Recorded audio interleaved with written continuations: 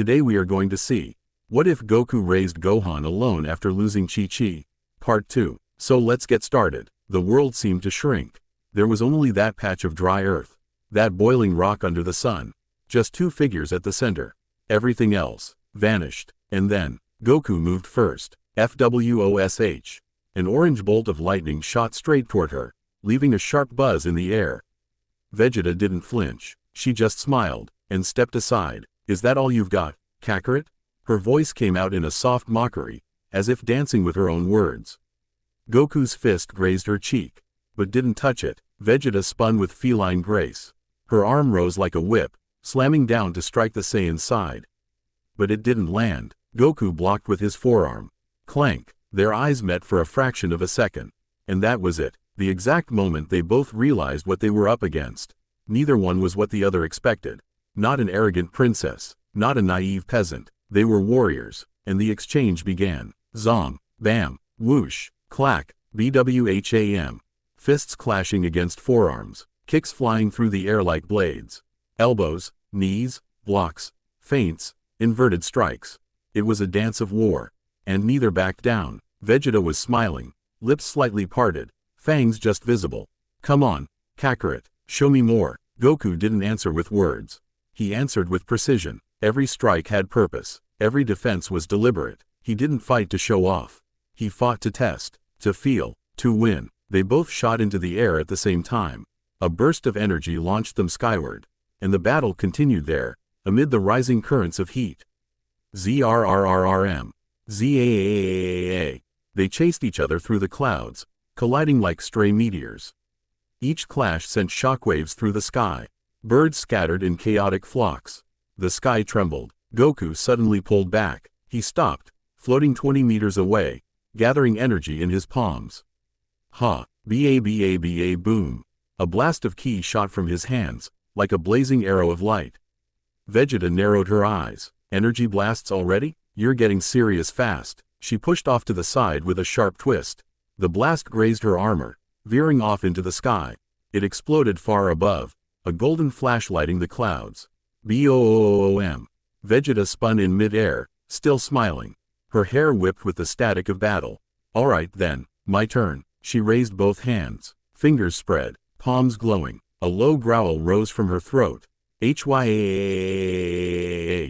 WHUM. WHUM. WHUM. WHUM. 4 energy spheres appeared instantly. Then 8, 12, 16. Each one glowed with a pale, vibrant violet alive, crackling, like wraith fire born of pure hatred. And then, let's see how fast you can dance, Kakarot. Za, za, za, za. A rain of blasts fired from above, falling like meteors toward Goku, in unpredictable, chaotic patterns. They weren't straight shots. They were waves, curtains of energy, a deadly swarm. Goku's eyes widened, focused. There was no time for words, only movement. Shish ba. He vanished into the air. The blasts began striking the ground, the rocks, even the sky itself. Boom, boom boom, ka-bong. The earth erupted under the pressure. Stone formations collapsed. Clouds of dust rose, hiding almost everything. But from above, Vegeta didn't stop. Ha ha ha ha. Come on, show me more. Her eyes gleamed with pure frenzy. It wasn't rage, it was excitement. For the first time in years, she had to really fight. From within the smoke, a figure rose. Fast, clear, unscathed. Goku. His clothes were dusty, but his body not a single burn. The wind lashed his face. And his gaze was pure calm. HMPH. You've got good aim, he finally said. But you rely too much on offense. Vegeta frowned slightly. What? You lack defense. And then, he vanished. Whoosh. Vegeta couldn't react in time. She sensed the ki behind her a split second before the hit. Wham! A fist to her back sent her flying forward. But she twisted mid-air, stabilized, and stopped dead. Ha! Alright, she said, laughing. Now that's more like it. She wiped a drop of blood from her lower lip with her thumb. You're gonna make this fun, aren't you? Goku floated before her. His eyes never changed. Absolute serenity. I have to admit, I'm enjoying this fight, he said calmly. But I'm not letting you hurt anyone else. Oh, Kakarot, Vegeta replied, eyes narrowing with intensity. Her voice dropped a note, like a growl held back. I'm not here for fun. I'm here because someone's finally worth it. And then she charged again.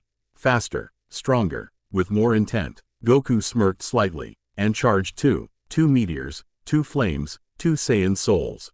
The sky was burning red. Torn. Clouds drifted like trails of smoke above the shattered desert. Every nearby mountain was cracked. Every floating rock trembled. The ground seemed to remember every explosion, every blow, every blast. And still, the battle didn't stop. Za, BWHAAAM. CRAAACK. Vegeta moved like a living storm. Her body danced between Goku's attacks, dodging by mere inches, countering with cruel precision. You're not good enough, Kakarot, she shouted as her elbow smashed into the Saiyan's jaw. Thwack. Goku flew sideways, crashing into a stone pillar. His back split it in half. KRSHHHH. URRGH. Before he even hit the ground, Vegeta was already on him.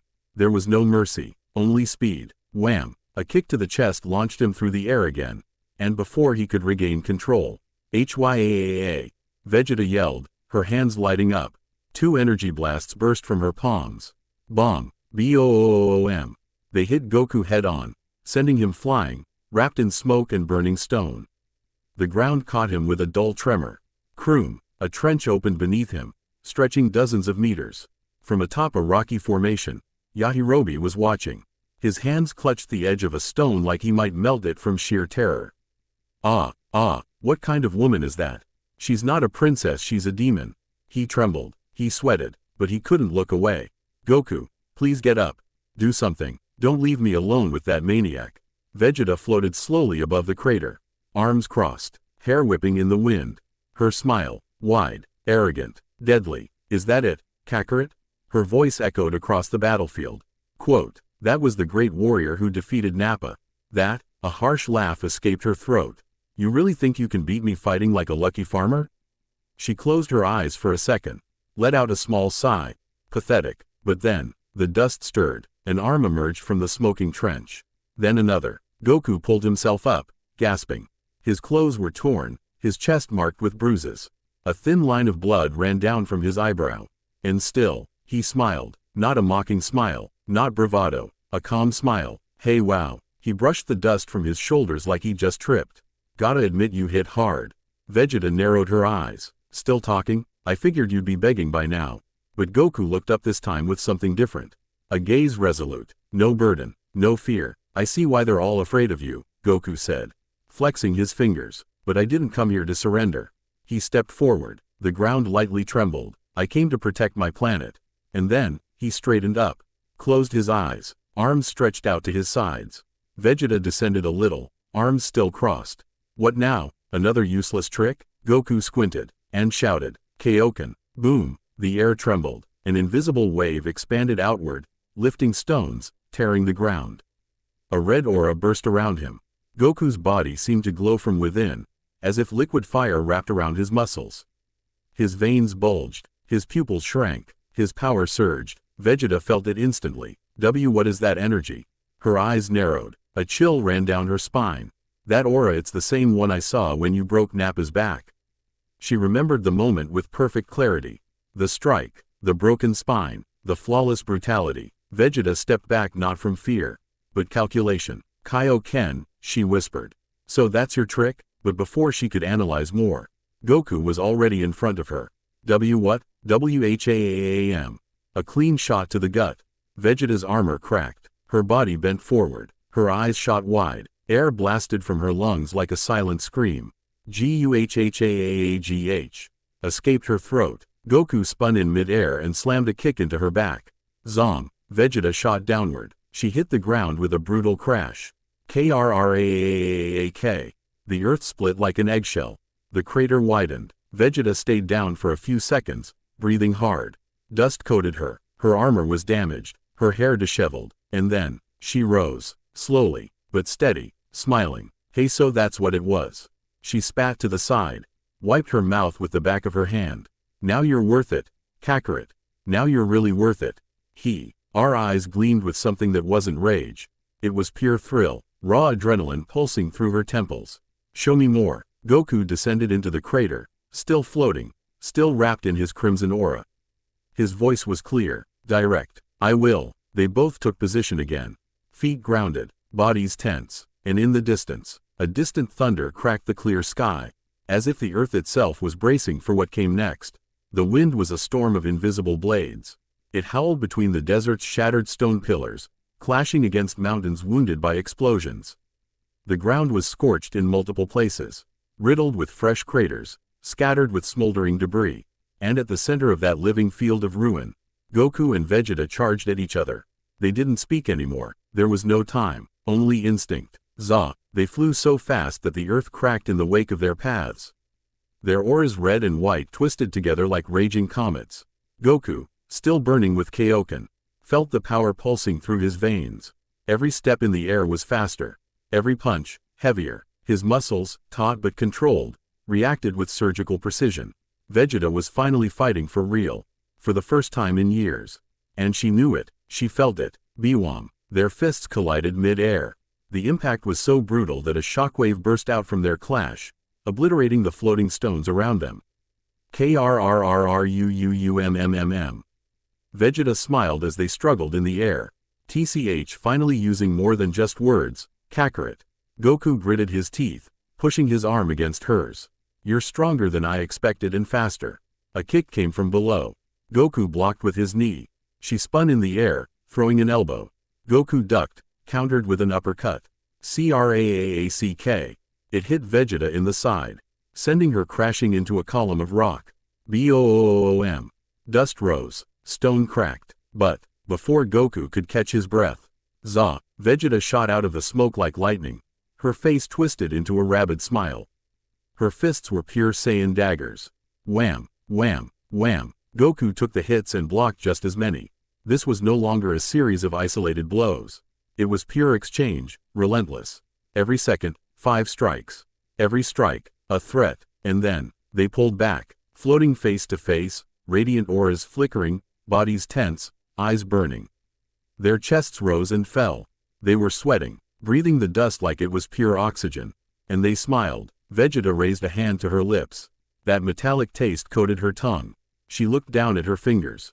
A crimson drop. Blood. Her blood. She went silent for a few seconds. Stared at it. Pressed it between her fingers, mildly surprised. Hey. Her smile widened. So many planets. So many conquests. So many executions. And never have I felt this. A pause. Her voice soft, but brimming with euphoria. My own blood. She turned her head toward Goku. I love it. And she launched again. Goku found himself smiling too. Hey, must be one of those Saiyan things, huh? He raised his arm just in time. CLAAASH. Their fists collided mid-air. Boom. This time, the shockwave was so intense it formed a crater beneath them even though they were still floating. Nearby rocks split. The air howled like a storm. They were both thrown back but stopped instantly, flying in circles around each other, like two stars caught in a spiral before impact. And then, they clashed again. Vegeta came down with a descending kick. Wham! Goku blocked with both arms. He rolled back and responded with an upward elbow. Vegeta dodged, spun mid-air, and fired an energy blast from her palm. Take this, ZAAAAH. Goku barely veered away. The beam grazed his cheek, leaving a superficial burn. Goku countered with his own blast from below. Kamehame. Not a chance. Vegeta yelled, charging straight at him. Zah! Goku stopped the technique and dodged at the last instant. Their bodies collided again, shoulder to shoulder, triggering a shockwave. And then, they punched each other in the face at the same time. Smack, smack, a perfect strike from both sides. Goku tasted blood on his tongue. Vegeta staggered for a second, backing off. A drop trailing down from the corner of her mouth. They stared at each other. Blood on both faces. And still, both laughed. Vegeta, eyes narrowed with a wild smile. Never thought a fight like this would make me feel so alive. Goku was breathing hard, but calm. Me neither. This is incredible. Vegeta extended her arm, shaking out her shoulder. So what do you say, Kakarot? She turned her head, spitting blood with warrior elegance. Still got energy to fight for real? Goku lifted his chin, smiling steadily. Of course, I haven't even used all of Kaioken yet. He raised his fists, and something tells me you haven't shown your full power either. Vegeta clicked her tongue, her smile sharp as a dagger. Hey, I'm starting to like you, low class. More than I'd like to admit. They floated once more, face to face. Bodies tense, pupils dilated, ki crackling, and then, boom! They launched again, like crossed meteors. And in that moment, Saiyan blood boiled in both of them. It was no longer about revenge, no longer about justice, no longer about pride. It was pure, absolute, savage hunger for battle, and neither planned to stop, because something inside them wanted more. Dust danced between cracked stone pillars, swirling to the rhythm of energy still vibrating in the air. That forgotten corner of the desert, silenced for centuries, now bore witness to a battle so fierce that the earth itself seemed to tremble, afraid to interrupt. And there they were, both of them, separated by mere meters, face to face. Nearby rocks still glowed faintly at the edges, scorched by earlier blasts. The sky had lost its blue. It wasn't night yet, but the sun seemed to have retreated, intimidated by the intensity of the fight. Goku exhaled slowly, chest rising and falling at a steady, heavy rhythm. His arms hung tense at his sides, fists half clenched, ready. There was a cut on his brow, and a dried streak of blood running down his left cheek. But his smile was still there, steady, not mocking, not arrogant, joy, pure, honest. In front of him, Vegeta stood atop a splintered floating rock, also breathing deeply. Her hair was wild from the wind she herself had created. Her armor cracked from the battle. Her bottom lip split, and still, she was smiling too. Her eyes burned with a wild, primal light. Not beautiful in sweetness but in intensity. There was fire in them. Fire she had never shown. Fire no one had ever deserved to see. Vegeta raised her chin with pride and spoke, her voice deep yet smooth. Every word carried a tone between sarcasm and veiled respect. Well, Kakarot. Her chest rose with her inhale. Not bad for a low class. Goku didn't answer right away. He tilted his head slightly, keeping that calm expression that irritated her as much as it intrigued her. Vegeta stepped forward slowly on the broken stone, taking a few steps without descending. I think, she continued, with a breath cut by exhaustion, you've earned the honor of being the first. She paused, a daring smile curled on her lips. To witness my true power. Her eyes sharpened, like blades aimed straight at her rival. Let's call it a gift before I kill you. Goku raised an eyebrow, lowered his chin a bit, then smiled harder. Then show me. 2 words. Direct. Simple. But they echoed hard in Vegeta's mind. That stupid smile. It'll be gone in an instant. And then, the air changed. Literally. Not a metaphor. Not a feeling. The air stopped moving, as if the planet had taken a sharp breath and refused to exhale. Vegeta closed her eyes and slowly lowered her arms. Her fists relaxed then clenched again. Her ki began to rise. First, gently, a violet breeze flowed from her body, lifting her hair. The sand around her was pulled back by the growing pressure. And then, boom, the explosion was instant. Her aura expanded in all directions, forming a dome of intense violet energy that made nearby mountains tremble. Goku narrowed his eyes. The energy was dense, not just in power. It was aggressive, sharp, dark. It was ancient fury. It was raw power. Vegeta slowly raised her head, her pupils now glowing lilac. Electricity sparked through her body.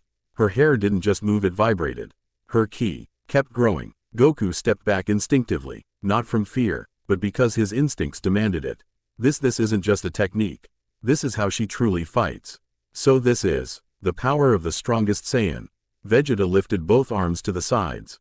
Her ki spiraled around her. The ground cracked in a 20-meter radius. Rocks floated and exploded. The light of her aura was as bright as a second moon in broad daylight. Clouds began to gather above. Black, thick, a natural phenomenon born from the energy imbalance.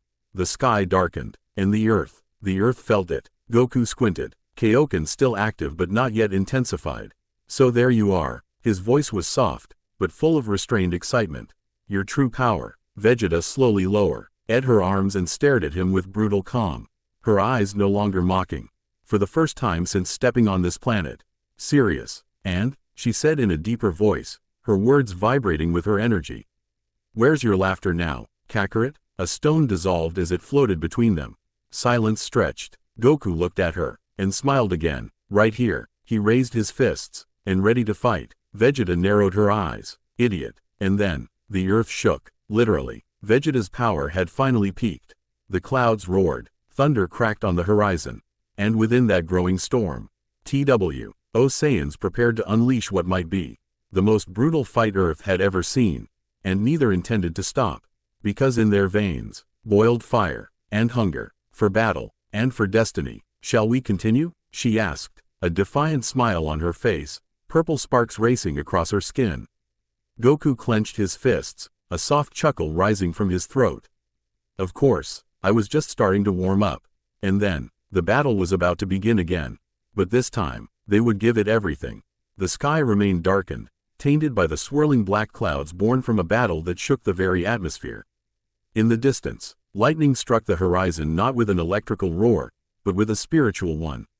As if the world itself were reacting to the clash between two Saiyans. The two warriors hovered in the air, about 100 meters apart.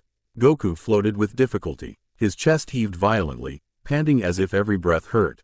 His orange gi was torn in several places, burned by bursts of energy, his belt now loose. The fabric on his right shoulder hanging in shreds.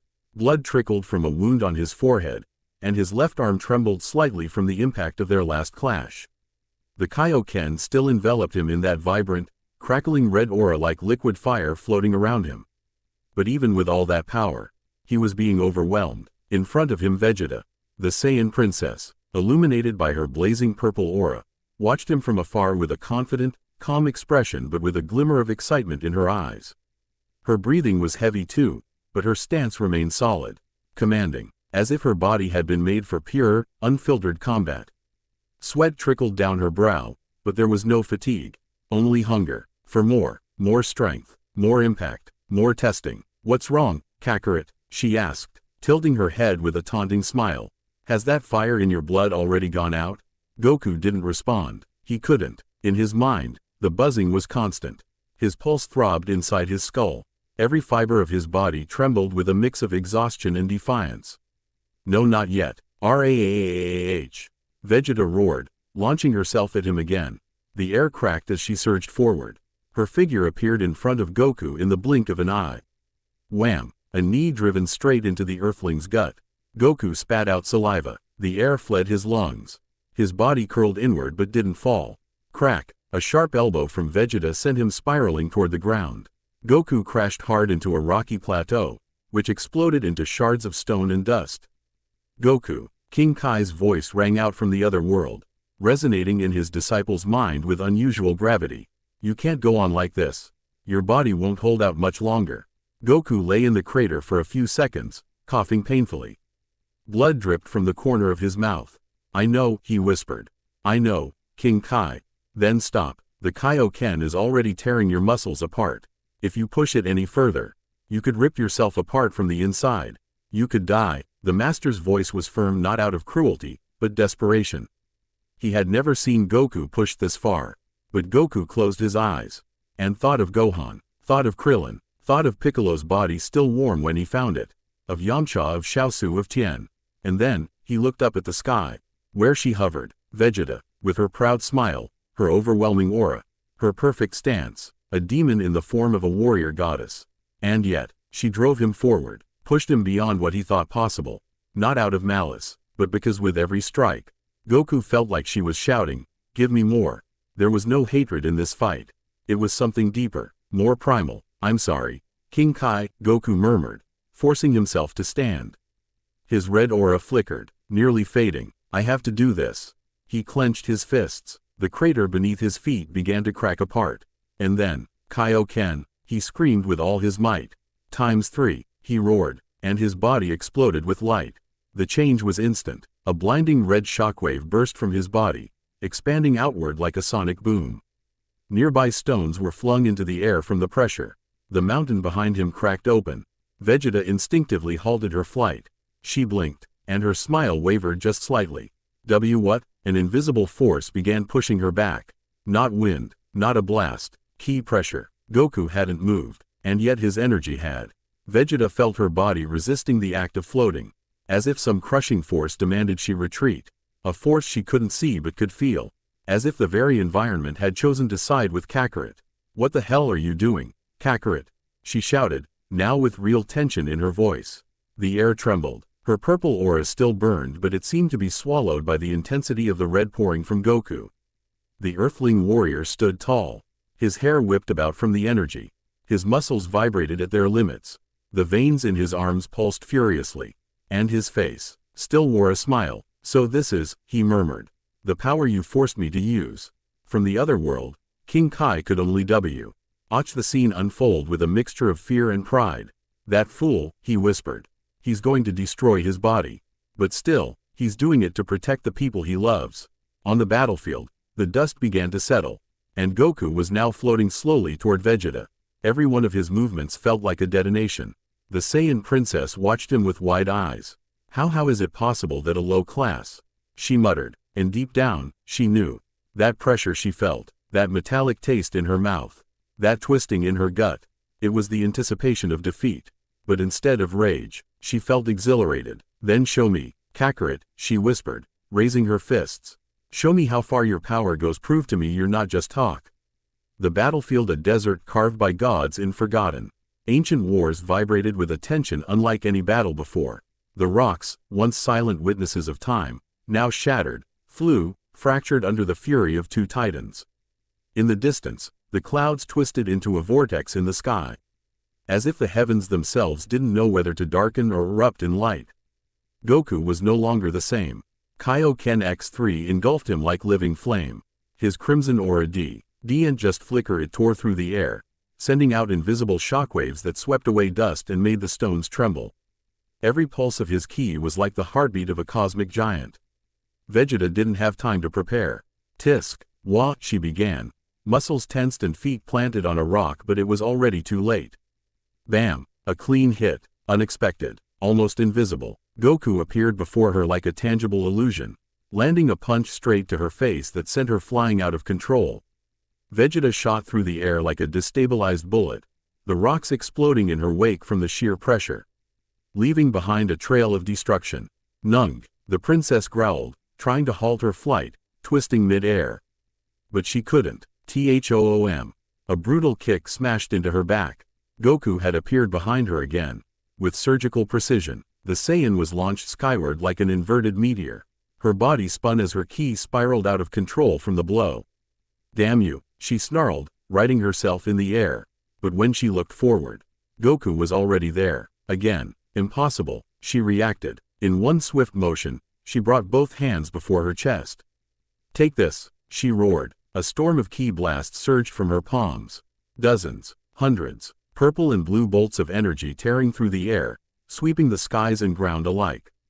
Goku narrowed his eyes and danced through the light. He vanished and reappeared between blasts as if he knew their paths before they were even fired. His body flowed, dodging with movements so fluid, so impossible, they defied even Saiyan perception. Every sidestep, every spin was art in motion. Vegeta's eyes widened in disbelief. "What kind of reflexes are those?" she growled through clenched teeth. But there was no time to analyze further. Wham! Another kick, this time to her chin. Her body flew in a straight line toward a mountain at the edge of the rocky field. And then, crack! The impact shattered the mountaintop. The princess tore through stone, earth, and dust, blasting apart part of the mountain as if a missile had hit it. Rocks rained down. The echo of the blow was heard for miles.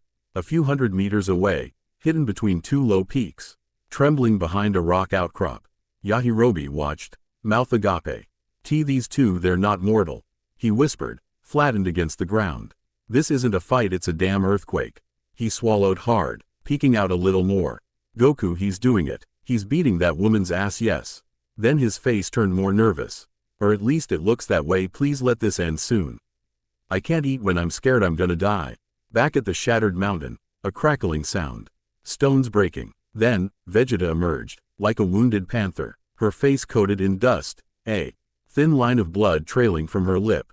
Her hair, disheveled by violence, trembled in the thick air. Her eyes burned with pure rage but also something else.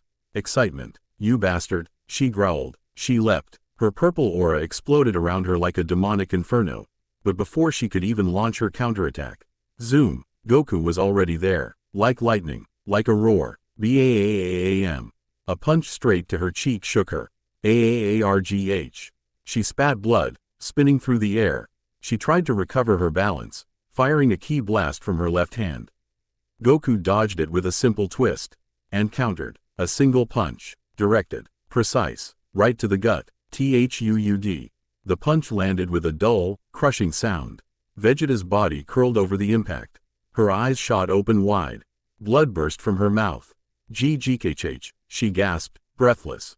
Goku held her there for a second, his fist still buried in her abdomen. Then he let go. Vegeta dropped to her knees on a floating rock platform, panting, clutching her stomach. But she wasn't done, not even close. She lifted her face with effort, and her lips curled into a smile. Was that all you've got, Kakarot? She spat, wiping blood from her mouth with the back of her hand. 'Cause if it is, I'm gonna make you bleed too. Goku was breathing heavily. Every breath felt like fire in his lungs. Kaioken X3 was already taking its toll. He felt every cell in his body was tearing apart, like his skin was burning under the weight of his own energy. His vision began to vibrate. His pulse thundered in his ears. And still, he smiled. I'm not done yet, he said between gasps. So don't think this is the best I've got. Vegeta slowly stood. Her chest rose and fell with rapid rhythm. Sweat ran down her neck. Her fists trembled, but not from fear, from hunger for more. They were both wounded, both at their limits, and both were smiling, because they knew, they felt it in their bones. This was the true battle. The one Saiyans dream of from the moment they're born. A duel not for destruction, not for conquest, but for pride, and deep within their hearts, they wanted to see how much more they could give, and how much more they could endure. The dense air between the two warriors had turned into invisible blades. Both were bleeding, both were gasping, but somehow both remained standing. Goku stood firm, though his body was beginning to betray the effects of Kaioken X3. Every muscle vibrated, each breath felt like fire in his lungs, and his vision started to blur. He clenched his teeth so hard his jaw hurt. His red aura still crackled violently but erratically now. The veins on his forehead were marked, tense, ready to burst. And yet he never stopped looking forward, at her. Vegeta, the Saiyan princess. Her eyes, though somewhat glazed, still glowed with ferocity. Her face was blood-stained, her armor cracked, her breath ragged. Everything about her showed she'd taken more damage than she ever thought she would allow herself to take. But her pride wouldn't let her fall. Not retreat, not much less accept the reality that was beginning to pale her thoughts. And in that moment, while Kakarot flexed his fingers, inhaled deeply and prepared his next move, Vegeta took a step toward him. Then another, and then, she lunged like a beast. Rahhhh. She screamed with ancient rage, all strategy thrown aside. Pure instinct, pure fury. Her body tore through the air like a living key lightning bolt. Goku raised his arms, staggering for a second, surprised by her speed. He tried to retreat, searched for the weak point that worked against Nappa. The tail. In a swift motion, Goku reached out his hand in an attempt to grab it. But Vegeta anticipated him. She expected it. With a brutally precise maneuver, she twisted mid-air. Her tail released itself and, with the characteristic flexibility of her race, wrapped like a serpentine whip around Goku's neck. Goku barely managed to react. Schlock. Vegeta's tail tightened like a living rope, choking his throat. Goku tried pulling it off, pushing aside, freeing himself. But she had spun her body so that she was behind him, both legs anchored to solid ground, her tail firm like steel cable. Did you think I'd be as clumsy as Nappa? She whispered, voice shaky, husky but satisfied. I trained so that my tail is a weapon, not a weakness. Goku's face reddened in seconds. He coughed, his hands clawing at the air trying to free himself. But then, he clenched his teeth, and bit. Vegeta's scream was agonizing. The bite was clean, right where the nerves of her tail converged. A shock of electric fire ran up her back. Her legs gave out, her ki destabilized. Goku seized the moment. With a burst of ki from his hands, he snapped the tail's hold and freed himself. Gasping violently, Hog, he inhaled in desperation, and then his face changed. The calm from before turned into fierce determination. He charged. Vegeta, still trembling from the shock of the bite, didn't have time to react. Bam, a punch to the face. Wham, another to the stomach. Tom, a hook to the chin sent her airborne for a second. Crack, a spinning kick hurled her backward. Blood spurted from her mouth like a flower in the night. But Goku didn't stop. He disappeared, and appeared right next to her, in the air, unleashing a rain of blows. Puff, Whum, Tac, Shhrak. Every punch, every kick, was a declaration. You will not beat me. Vegeta trembled with each impact. Her senses blurred, but not from fear, not from despair. It was something else, something she didn't understand, something born deep in her chest. A heat that was not from her aura, not from adrenaline, not from rage. It was doubt, a poisonous doubt, a forbidden thought. Am I losing? Wham! Another hit, this time to her ribs. She felt the crack, and the blood streamed from her lips again. I am the princess, I am the strongest of my kind, I've been unbeaten since I was a child. Crack, a kick sent her into a rock pillar that shattered like glass. Goku landed slowly, gasping, his red aura still crackling around him. He barely stayed standing. His left arm trembled, his breathing was uneven, his skin showed internal burns from Kaioken. But his eyes gleamed like embers. Vegeta, he said, his voice hoarse, you're right.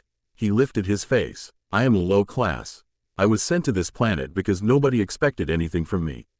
I'm not a genius. I'm only someone who loves fighting and worked harder than he should to be good at what he loves.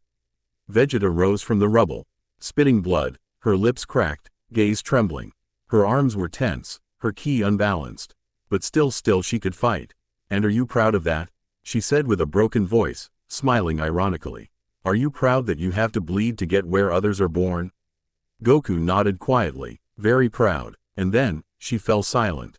Because, as much as her pride roared, as much as her lineage thundered, she couldn't ignore what she felt. That fire in her chest, that metallic taste on her lips, that feeling of being alive, more alive than ever. Kakarot, that damned, low class was pushing her beyond anything she'd ever felt. And she was enjoying it, more than she'd ever admit. Trembling, but smiling with cracked lips, Vegeta spat some blood and murmured through gritted teeth. Kakarot, you damned bastard. Her tail lashed with force. This isn't over. And Goku, still breathing with difficulty, smiled back. I know, both of them still wanted more. The rocks burned. The very air broke into violent vibrations. The atmosphere was an invisible warfield, ready to explode. Goku gasped, his body wounded, internally torn by the abuse of Kaioken X3, barely standing. His GI was shredded, his skin marked with bruises and bleeding cuts. Opposite him, floating majestically in the sky, was Vegeta, her body covered in scrapes, her face bathed in sweat and dried blood. And yet, her expression was now more dangerous than ever. A fierce smile crossed her lips. Her eyes sparkled with wild emotion. She raised an arm, her ki exploding around her in a dark purple glow. So dense it seemed the sky itself trembled in fear. Vegeta shouted with a voice full of ecstasy. Well then, Kakarot, you forced me. Goku looked up, tense. Vegeta continued, her voice rolling like thunder. I don't need this planet anymore. Her smile widened, cruel, glorious. Now you will fly in 1,000 pieces along with Earth. Vegeta roared, her aura expanding like a galactic explosion. She soared further into the sky, beginning to gather a massive sphere of violet energy between her hands. Goku, gasping, widened his eyes.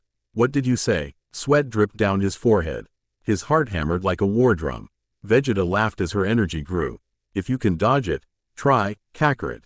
Even if you survive, this planet will blow. From his hideout, Yajirobe trembled like a leaf in the wind. His skin was as pale as a sheet. What? He squealed softly. That crazy woman is going to blow up Earth? He hugged himself, praying to every deity he knew. Goku, please do something, GG. Goku stared horrified. If I don't stop her here and now Gohan, Krillin, Bulma all will die. Desperation roared in his veins. But also determination. He clenched his fists, ignoring the ripping pain that invaded his body. He closed his eyes for a second. I have to do this. He took his stance, and shouted. Came. His voice reverberated across the desert. The ground beneath his feet cracked further. Vegeta, laughing like a psychotic empress in full ecstasy, replied. Fire whatever attack you like, Kakarot. You cannot stop my Gaelic hoe. The glow in her hands grew like a purple sun, flickering with black rays of pure destruction. Goku, sweating profusely, continued gathering his energy. Haim, his ki rose like a blue-white flame, still fighting to hold itself together under the strain of his body. Vegeta, floating above him, spread her arms wider, her hair waving like black flames in the wind. You will become dust of the universe. And launched her attack. Gaelic Guu Uun. A giant violet beam of energy, so intense it split the sky in two, descended like a sword of absolute destruction. Goku yelled, "Ha!" The Kamehameha surged from his hands. A gigantic wave of pure blue energy lighting the entire desert. Boom! Both attacks collided at the center. The sky trembled, the ground cracked apart, nearby mountains exploded into pieces. The air burned in invisible flames. The point of impact was a hell of power and light. A core of pure energy where both forces fought for supremacy. Goku growled, pushing every fiber of his being. Vegeta laughed with pure excitement, her energy wrapping around her like a tornado. From his hideout, Yajirobe watched barely through his fingers. This is the end of everything. He sobbed. Come on, Goku, for whatever you love most, don't lose now. Both attacks were evenly matched. Both warriors, muscles stretched to the limit, roared like wild beasts. Goku hot. If I don't raise my power even more I'll lose. Vegeta thought. This insect is resisting more than I expected. And both at the same time thought, with the same intensity. I am not going to lose. The battle roared in the distance like a second sun on the verge of exploding. From the orange sky, distorted by the dying light of sunset, two colossal forces clashed.